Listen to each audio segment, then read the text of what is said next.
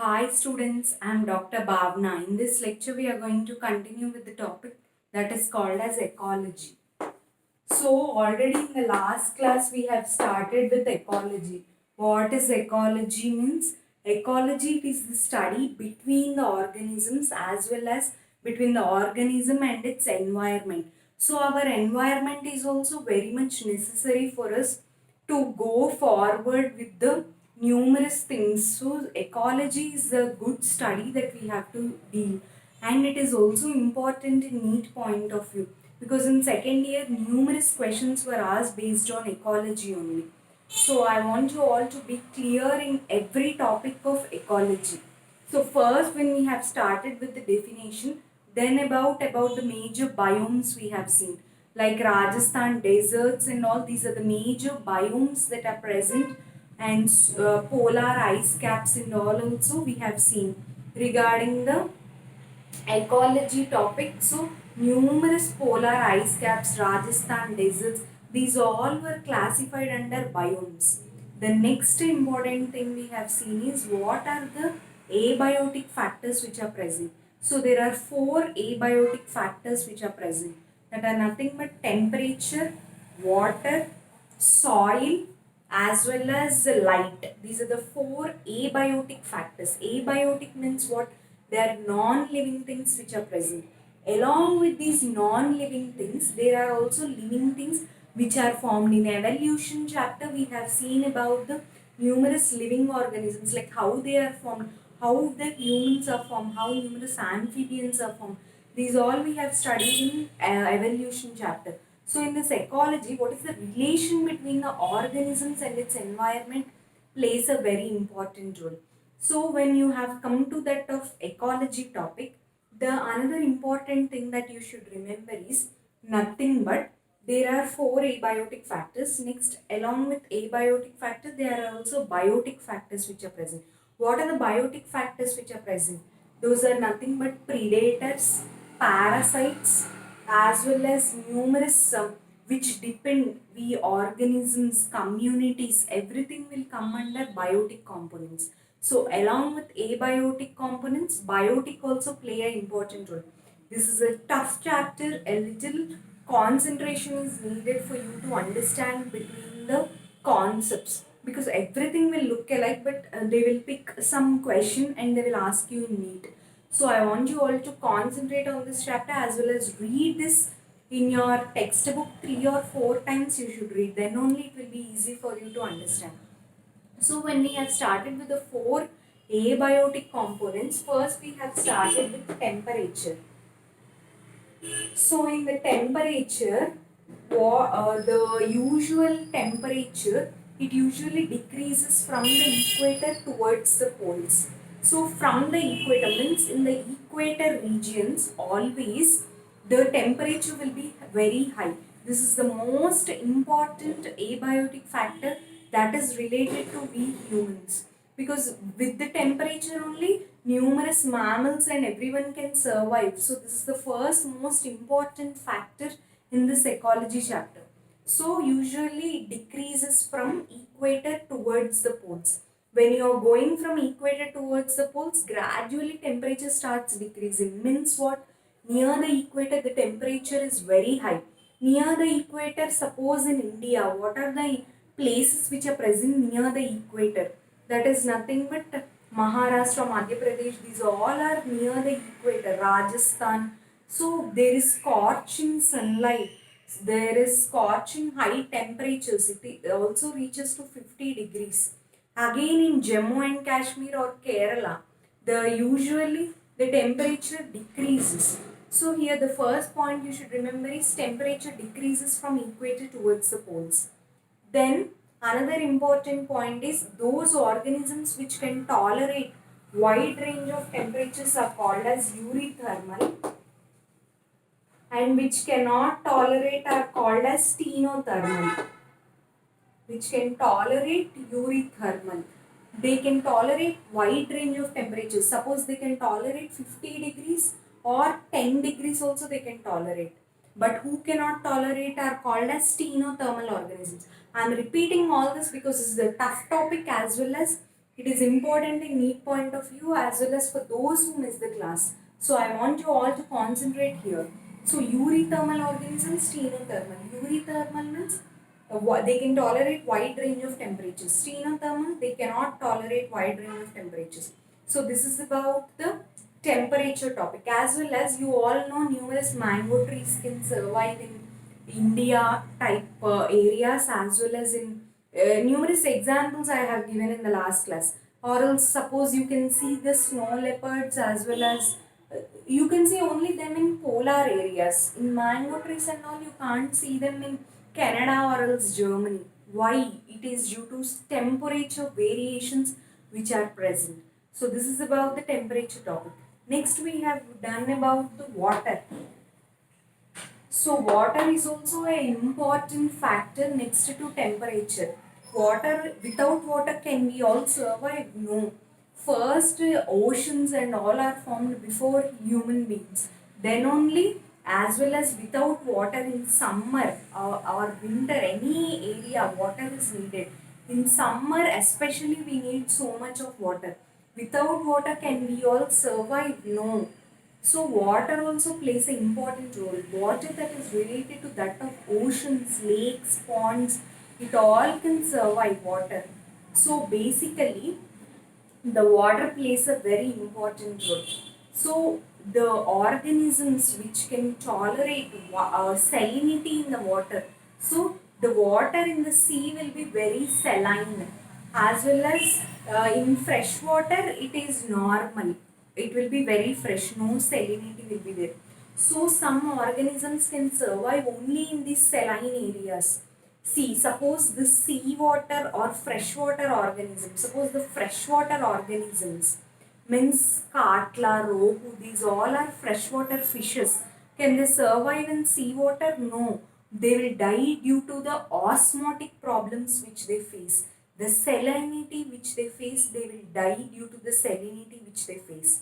So that's why the water salinity is also important, as well as the pH, the concentration, water concentration, pH, salinity, everything plays an important role next to temperature. So those organisms which can tolerate wide range of salinities, they are called as euryhaline organisms, as well as which cannot tolerate are called as stenohaline organisms, which can tolerate euryhaline, which cannot tolerate stenohaline, as well as pH and salt concentration is also needed, I told you, for water. So generally a specific number is given, like it is 5 in inland waters, then 30 to 35%. The concentration here which we measure, 5 in inland waters, 30 to 35% in sea, greater than 100 in hypersaline areas. So it is usually 5 in inland waters, 30 to 35% in the sea, as well as greater than 100 in hypersaline areas. So this is the main difference here that you should remember. So how the organisms will die, this is also important NEET question. If freshwater organisms migrate to seawater, how they will die due to the osmotic problems which they face, important NEET question. Then euryhaline, stenohaline, same like that of temperature. Eurythermal as well as stenothermal. As well as it is generally 5 in inland waters, 30 to 35% in sea, greater than 100% in hypersaline lagoons. You can see different concentration, different pH here. So this plays a very important role, and it is important in NEET point of view also. 5, 30 to 35%, greater than 100. They will ask in hypersaline lagoons what is the pH. Then it is greater than 100. Suppose in sea it is generally 30 to 35.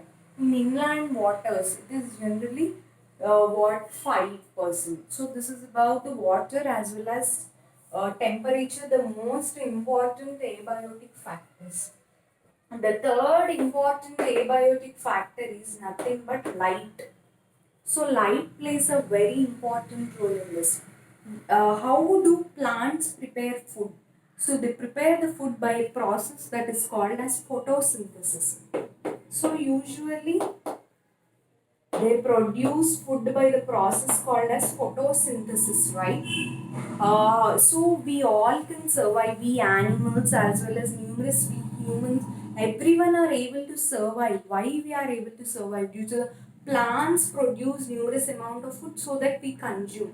If the imagine if photosynthesis is totally stopped, can we eat food? Can the food be available to us? No. Only with the plants only you all can eat numerous fruits, food, different types of foods and all. And for the poultry also, numerous food from the plants is needed. So for everything, plants play an important role. If this full photosynthesis is stopped, how is photosynthesis done? By the presence of sunlight only, the organisms like plants can prepare their food. That's why the plants are also called as autotrophs. Autotrophs means what? Which can prepare their own food. Heterotrophs means what? Which cannot prepare their own food, like animals and all. We depend on plants, right, for food. So they plants are called as autotrophs. So here light plays an important role. With the help of sunlight only it is, and sunlight is also useful to differentiate between day and night. You all, the earth will tilt around its own axis, as well as it will cause numerous annual variations in temperatures, precipitation. How this all is possible? Because it will tilt around the sun. So the light, and due to different change in seasons also, the darkness you are able to appreciate, as well as the morning sunlight you are able to appreciate, as well as you are able to see numerous seasons and all. How this all is possible? Due to the presence of sunlight only this all is possible. So sunlight plays a very important role in photosynthetic process. So as well as it gives the numerous amount of light for us we humans. Without light can we survive? We will die due to deficiency of vitamin D and all. So vitamin D also is very important in this aspect. So this is about the different topics, as well as in D portions also. Some organisms are not greater than 100 temperature. Also some organisms are able to survive due to the some amount of light which is passing deep into the oceans. Into deep oceans also some amount of light is passing. So this light is very helpful not only for the organisms which live on the surface, but also the deeper organisms also are able to survive due to the presence of light. So this is the third important factor which plays an important role in abiotic, major abiotic factors. This is also, light is also an important factor. So the next fourth factor which plays a very important role is nothing but soil. So soil plays a very important role. So basically the soil will differ from one place to another. How it will differ? Like one, suppose someone, suppose in Bengal, I mean West Bengal, you see different type of soil. In Karnataka, you see different type of soil. So the nature and the properties of the soil, the nature and properties of the soil may vary, will vary due to climatic changes, as well as weathering process. You see red soil, some places you see black soil, some places red soil, some places different type of soils you can see. How this soil also plays a very important role. First is temperature, next is water, third is light, fourth is soil. So based on the soil only we can grow food, right? So this soil also plays, due to the nature, how the properties of the soil will differ. The nature means the texture of the soil, as well as the properties of the soil vary due to numerous climatic changes. Suppose in colder areas you see different type of soil. In suppose Rajasthan desert you see different type of soil. So everything is based on climate and weathering process. Important neat question. How the nature and properties of the soil vary. It may vary due to climatic changes as well as weathering processes. So that is about the how the nature and properties of the soil vary. The next important thing about the soil is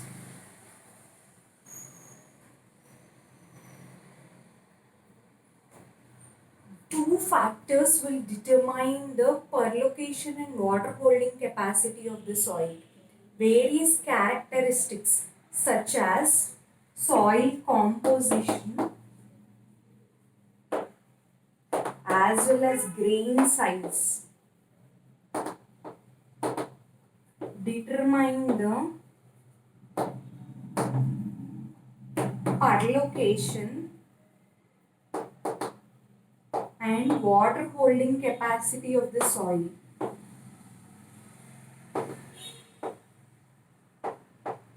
So, means here what is the meaning? The soil composition will be there, the texture of the soil, as well as if you hold the soil, numerous grains type it will be. So the grain size which is measured in microns, that is also plays a very important role in determining the perlocation.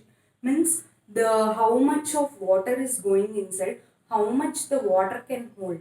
Water holding capacity of the soil is usually measured by soil composition as well as the grain size, will determine the perlocation and water holding capacity. Important NEET question.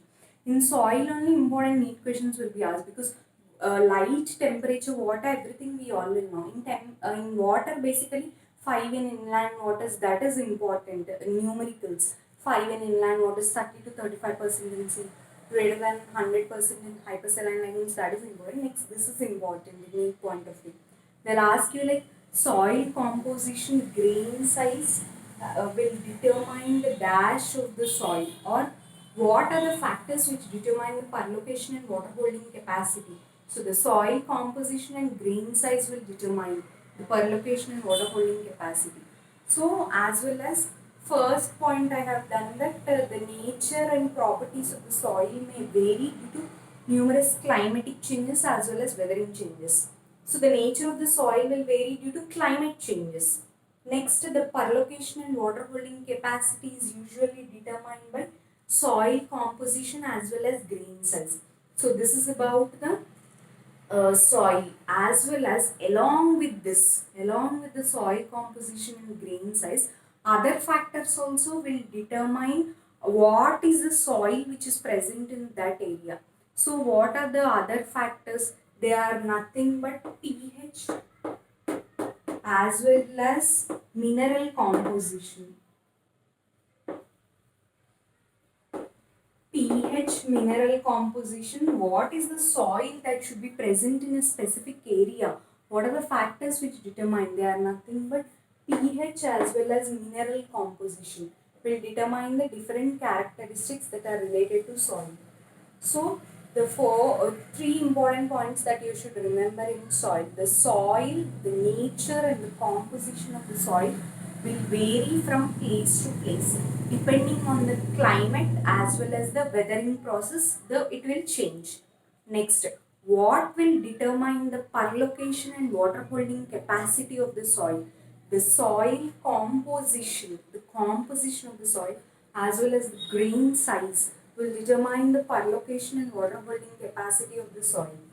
Next, the pH as well as mineral composition. pH and mineral composition also, along with these factors, will influence the what is the soil that is present in the specific area. pH as well as mineral composition.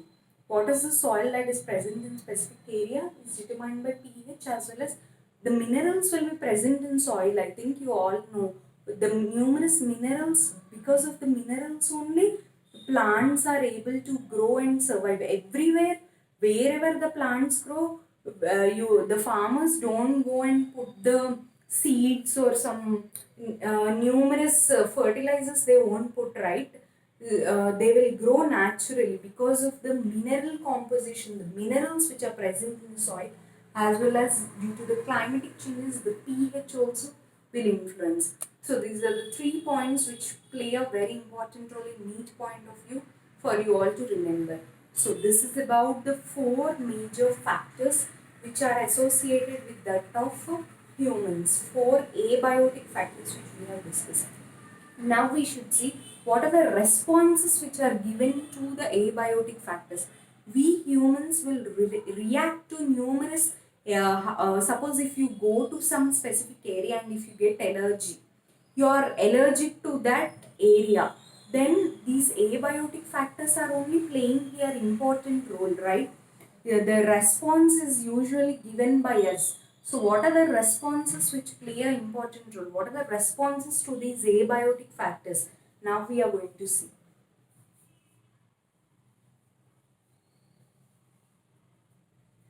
So responses which are given to abiotic factors.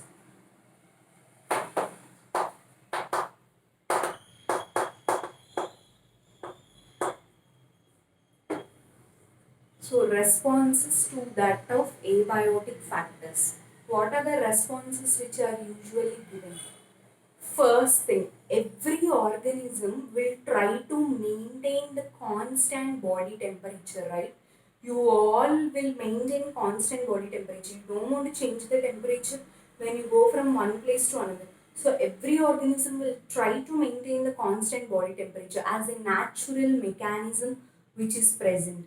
So the ability of the body to maintain constant body temperature is called as homeostasis.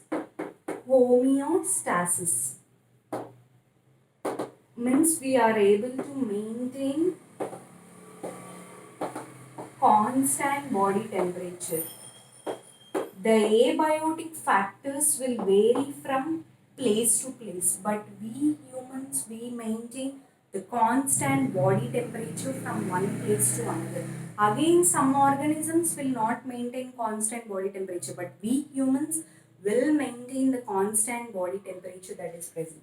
So, we homeostasis, according to homeostasis, we humans maintain constant temperature.